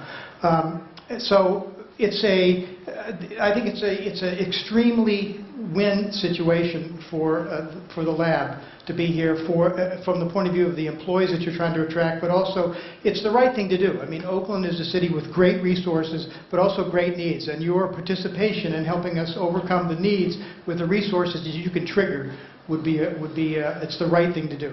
So thanks for considering us. Thank you. Greg McConnell, Jobs and Housing Coalition. He'll be followed by Jim Falashi of Jack London Square Partners. Good evening, and thank you for the opportunity to present to you. Paul, I'm having difficulty pronouncing your last name, but I did want to clarify something. You said that this is the third presentation you've been to, and the food has gotten better at each one. From here on down, it's going to go down. You hit the best here tonight. I represent the Jobs and Housing Coalition, which is a coalition of senior executives of major companies in town. We employ and house tens of thousands of Oaklanders. We often talk about, to our members, about why they're involved here in Oakland. And we can talk about the weather, and we can talk about transportation, and we can talk about other issues, but the real truth of the matter is that it's the people. Oakland has a diverse community, it has a highly educated community, it has an extremely competent workforce. In fact, thousands of Lawrence Berkeley people live in Oakland, share in some of those thousands of houses that we provide. Our members include Kid Massey from Comcast, Jim Falaski from Jack London Square, Mike Gilmetti is a co-chair, and Zach Wasserman wears two hats. He is with the chamber and he's with us. But the truth of the matter is that when we talk to them and we say, what is it that you want out of Oakland? Or rather, what is it that you want?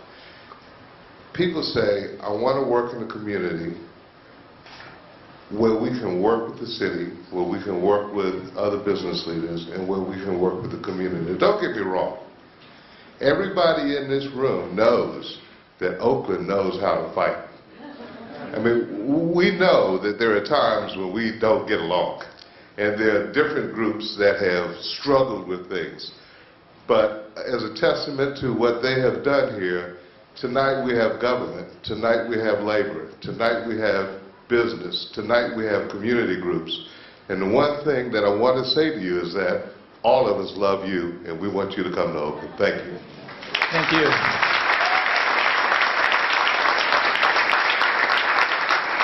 Good evening. My name is Jim Falaski of Jack London Square Partners. I think you've heard a lot about Jack London Square from our partner, the Port of Oakland. You've heard it from our tenants and the people that are there every day. And you've heard it from the city who made it all possible for that to happen. The same thing will happen to you when you decide to come here. The experience here has been wonderful. The environment is great to work in, as you said.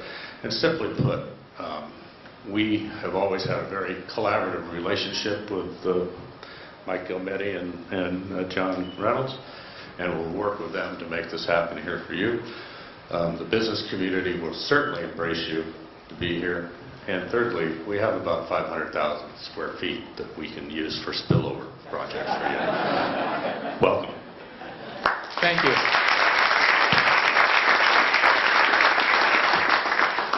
Jenny Ong from the Oakland Chinatown Chamber, followed by Brendan Levitt, Jack London District. Good evening, everyone. I'm Jenny Ong, and on behalf of the Chinatown Chamber and its business community, we join in the chorus of the strong support of the lab being here at the Brooklyn base site. Chinatown is your neighbor. We're only a quarter of a mile away from this site. And Chinatown is a very vibrant neighborhood, and it generates a large sales tax revenue for the city. And we look forward to your presence in helping us promote Oakland and making it a much richer city with its diversity. And we just want your presence here, and I think that it's going to help embrace the economic vitality of Oakland. Thank you. Thank you. Hello, my name is Carl Chen. I was sneaking before the other guy. Well, basically on behalf of the Oakland Chinatown community, I would like to welcome Berkeley now. And I'm a resident of Alameda. I was supposed to speak on their behalf, but I know the mayor, Jin Kwan, and Mike didn't pay me. But the reason why I'm telling you, when you compare many cities, City of Oakland, anything you compare, whatever they have, we have more. Whatever they have, we have better. Now, and Mayor Jin Kwan tell you about international cities? Absolutely. We have, what, how many? We have over, 10, 12 sister cities and 18, 20 friendship cities with many, many countries. So, but it's too far away. Let's come back to Chinatown. Now, the benefits about nearby Chinatown. When your employees don't want to work, trying to stick out, Chinatown has a daily farmers market. You can shop every day, anytime you want. When you're hungry, we have dim sum, we have Chinese food, we have Korean food, Vietnamese, almost anything you name, we have it. From 50 cents to $500. We accommodate you. Now, if you say, too expensive, I have no money, don't worry. We have 12 banks in a 2-block radius. Any bank you can access easily. You're thirsty? Fine. Tea, we have 50 types of teas. And those folks never experienced what we call bubble drinks. More than 100 combinations. You gotta try them all. Now, for those employees trying to say, oh, I'm sick, I don't want to go to work, you know what you can do? Send them to, if they're good enough, send them to herbalist. Simple drink, no problem. Good employees, acupressure and foot massage. The bad employees, send them the needles, the acupuncturist. Okay, we have them all. We'll fix them all. Now, and I know Mayor Jin Kwan mentioned about the Street Fest. Many of them, August 27 and 28. For those, when you claim that I'm from Berkeley Lab, come to us. 2 days, from 10 a.m. to 6 p.m. We have over 100 visitors. For those weekends, come to us. Come look for me and Jenny. We'll buy you a drink. Now, I was a very good student in chemistry. You mentioned about the elements. I know them all. But I know that the best element is about human element. You look, we are all here welcoming you. So we will love and we're enjoying to have Berkeley Lab. And welcome home. This is your home, City of Oakland. Thank you. Thank you.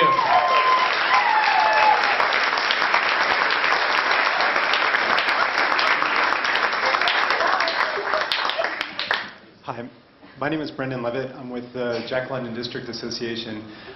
We are your neighbors next door, and we're very much excited about the prospect of seeing you here.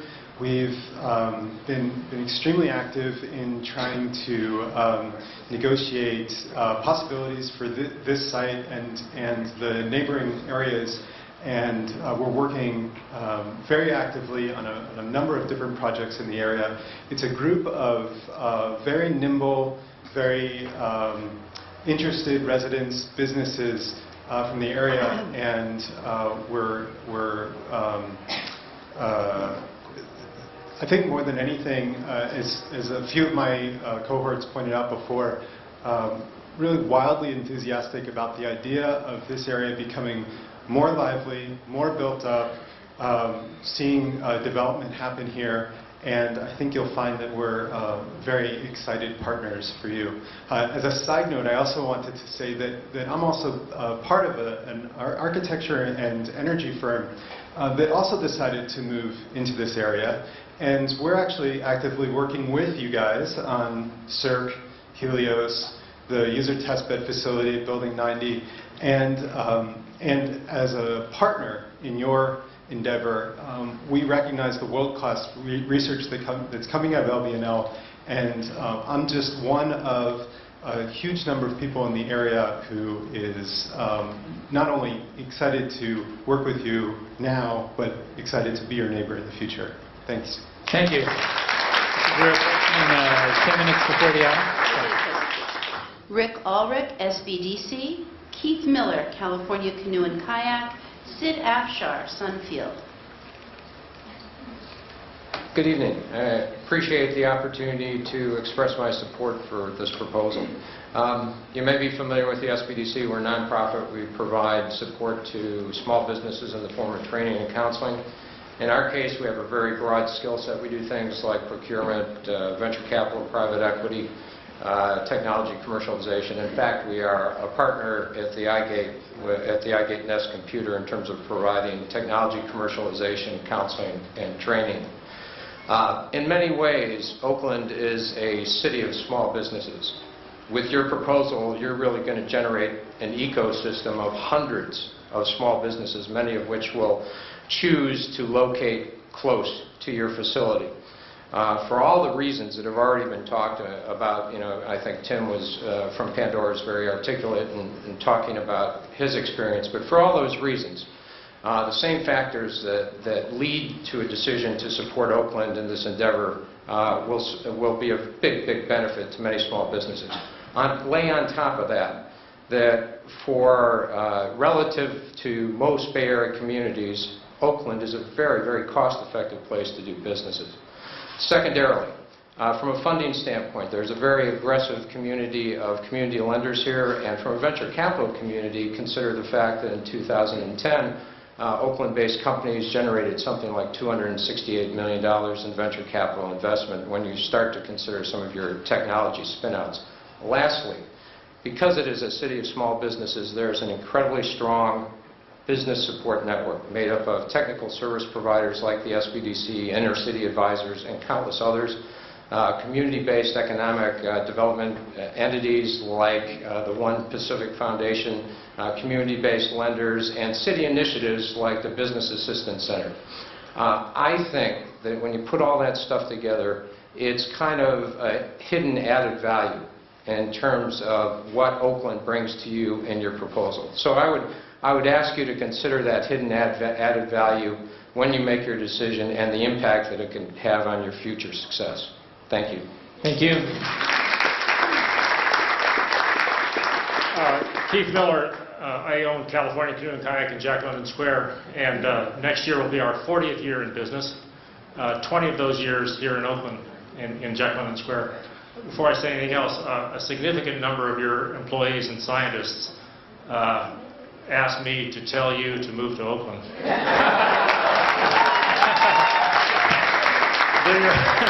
They're our customers now, and you probably know who some of them are.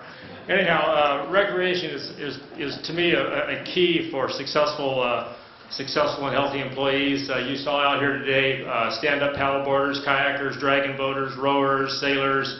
Who did I miss? Outriggers, thank you.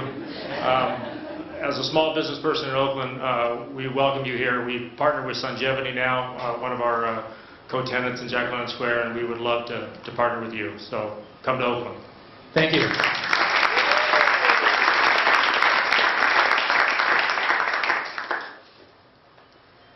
Doug Davis, 83 Partners. Randall Whitney, Airport Area. John Coppinger, Friends of Oakland Parks. Doug here. Always great to come to a meeting where you really feel the love of Oakland and the passion behind Oakland. I think it's a testament to the greatness that's in the city. You've heard a lot from the people tonight. My name is Randall Whitney, associated with the airport area, but I'm a local businessman.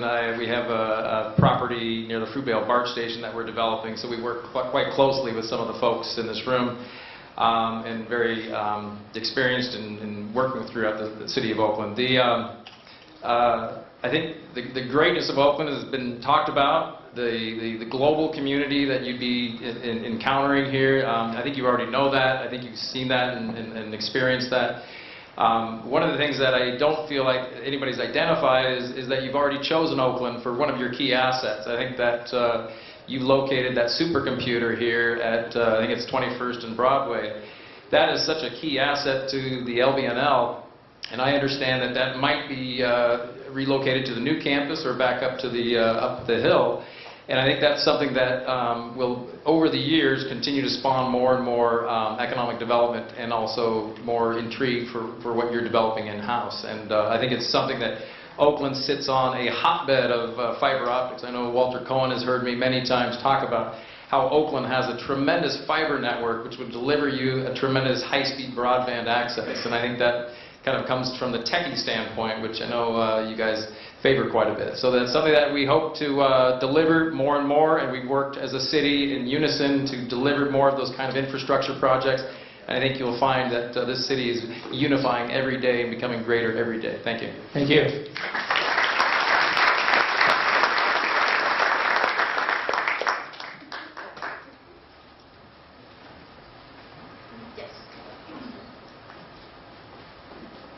Hello, I'm John Coppinger. I'm the president of Oakland Parks and Rec, or the Friends of Oakland Parks and Rec. We work to support parks and open space here in Oakland. When this project was first proposed, we were happy to endorse it because of the careful and very considerate planning that the developers put into parks and open space. And we continue to think that it's a wonderful program and that you'll really enjoy it. And we're enthusiastic about your participation, so please join us. Thank you. Ed McFarland, JRDV, Manette Beliveau, Visit Oakland, Zach Wasserman, Wendell Rosen.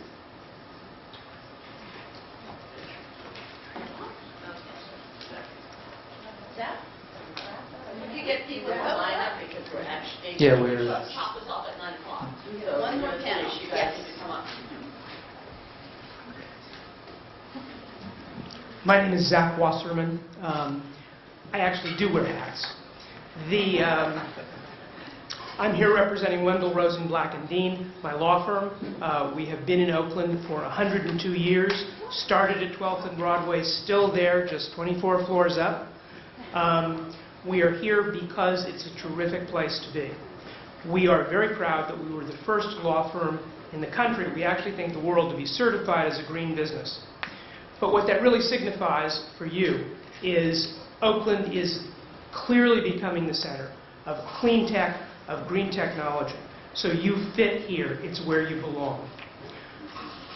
What this site presents, as you've heard from many people, as you have seen, is not only the best site, but it is a site that does not isolate you, but it gives you a physical identity that will be equal to your very, very well-deserved scientific identity as one of the premier research institutes in the world.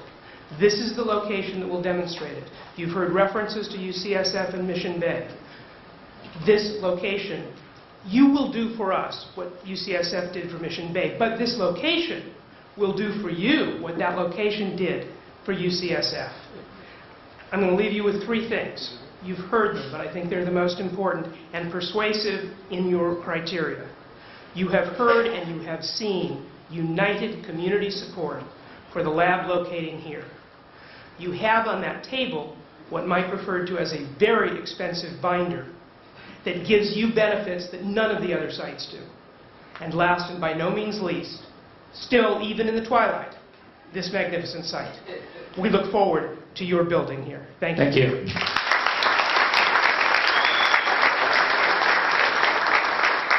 Our final speakers will be Michael Murray from Lucid Design, Gary Yee and Noel Gallo from the Oakland Schools, and Elnora Webb from Peralta College. Hi, I'm Michael Murray. I'm a co-founder and CEO of Lucid Design Group. We're a clean tech software company based here in Oakland, just moved to 12th Street near City Center. As some of the other speakers were talking, I actually got an email here in my BlackBerry from someone at Lawrence Berkeley National Labs who we're collaborating with in the hopes of licensing some technology that's come out of the labs. So I work closely with folks in the Energy and Environmental Technologies Division.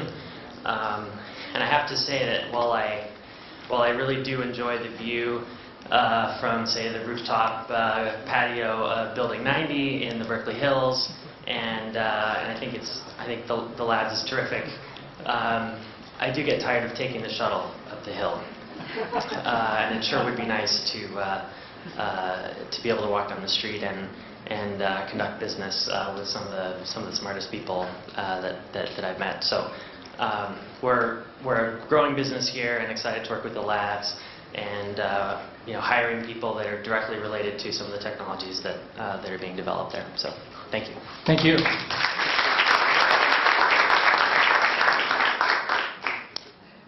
Good evening. My name is Manette Beliveau, and I am the president with Visit Oakland, the Oakland Convention and Visitors Bureau. And I'm wearing two hats tonight. I'm also with the Chamber Board of Directors. And our role is to welcome visitors to Oakland, and we also look forward to welcoming you. Oakland has so much to offer, and much of what has been discussed tonight, I'd like to share a little bit more with you, and maybe from a little bit different perspective. It's a diverse, vibrant, and sustainable place in which to live, work, play. And I emphasize that play because I think that's really important, and of course, to invest. Oakland does have world-class dining, as you've heard here tonight. We have a rich arts and cultural scene that your employees and everyone that is associated with your institution will enjoy. We have attractions for the entire family. We have great entertainment options. We have literally hundreds of festivals and events that occur throughout the year that everyone can enjoy. We have access to some of the finest hotels here in Oakland. We're the largest city and in the East, actually we're the largest city in the East Bay, and we also have the largest convention center for any out-of-town conventions and conferences that you might organize as well. Oakland is a haven for outdoor enthusiasts with over 1,200 miles of hiking trails through the East Bay Regional Park System. So we're into health and taking care of yourself, and I think that's really important for the employees and the people working for your institution as well. They'll enjoy the miles and miles of hiking and biking and trails, and of course, not to mention the amazing views that you get from all of these various different parks throughout our hillside. And basically, I'd just like to express what everybody else here has expressed tonight, that we are a passionate city. We really look forward to welcoming you here and hope that you do choose Oakland. Thank you very much. Thank you. Hello, I'm Gary Yee, president of the school board of the Oakland Public Schools, a graduate of Castlemont in '62, a graduate at UC Berkeley in '68. And graduate at Stanford in '95. I was actually very moved that you ended your presentation on science education, because as you heard from the Chabot Science Center, we are committed to science education. Some of the pieces you might not know is that for the last 6 years, the Oakland Public Schools has been the most improved urban school district in California. I say the most improved. Most of that improvement has happened in the elementary schools, and now with our new superintendent, Tony Smith, who we stole from Emeryville, we believe that we have a strategic plan and a superintendent to carry it out that will focus on high school graduation for every student in the Oakland Public Schools. And I mean every student. So when you open, you'll be facing a deluge of potential applicants for the colleges and potential employees. We have launched a Career Pathways program, which is recognized by the Irvine Foundation. We have 20 pathways. 10 of them are in STEM areas. We've declared West Oakland a STEM corridor from preschool to high school, where we hope to launch an advanced manufacturing high school in McClymonds within 3 years. This is going to be not only a partnership where you can practice science education alongside of us in partnership, as many other people are, but you can use as a resource for employers. Not employers who are coming in for a job, but employees and residents who want to make a career in the LBNL labs. And so I want to just end with the notion that partners and neighbors, We want to be your partners, as the mayor has been a partner with us in the Oakland Education Cabinet, but we are also your neighbors. 1/4 of a mile up the street on 5th is the downtown education complex, where we've invested $70 million in a new facility and the home of the Oakland Board of Education. So we welcome you to any and all meetings there. Thank you. Being out of the UC system, I know the work that you do extremely well. And I know your accomplishments, your directions, and the innovation, and that is exciting. But I also know the student body, the young people that live in this city. And with your presence here in Oakland, you will bring that new energy, the enthusiasm, the creativity, the innovation, and the hope that's necessary to make sure that our young people are able to participate in your growth and in your success. So with that, we embrace you, we welcome you, and anything we can do to be a partner with you, we're ready to do that. So I hope you decide on Oakland. It is the best city, and it's a great city, and I'm sure you're going to find that out. Thank you very much. Thank you. We do have one last speaker. Thank you. I have the honor to be the last speaker. And I have to say, has been an honor to work with the Lawrence Berkeley National Labs. I'm the president of Laney College, as you know, and many of your scientists and engineers have been remarkable in aiding us in improving our curriculum, making certain that we develop state-of-the-art software, and moving beyond just traditional photovoltaic, energy efficiency, sustainable education, to looking at more nanotechnology, looking at developing biomedical research efforts. So I want to thank you for the partnership and look forward to a deepened partnership with you here locally. And from my humble perspective as a resident of Oakland by choice, having finished at Cal, also with many other folks who are at Laney who finished at Cal, we chose Oakland because Oakland is quite rich. It's already wealthy. And we know it's going to become much more in economic terms. But we want it to be much more than that in healthy terms. We want to transform the nature of how we interact with one another, how we produce goods and services for one another, but also how we sustain our lives. And that's why we know that you will be not just a great neighbor, you will be an exceptional partner in our endeavors. So we hope you do choose Oakland. Wada. Thank you very much. So that concludes tonight's meeting. Thank you to the presenters, thank you to the staff who helped put the meeting together, and thank you to the citizens of Oakland who came out. There's still desserts and nice cupcakes and cookies over here. And I want to thank the mayor's office's ambassador volunteers and all the city staff who helped host us tonight. Thank you.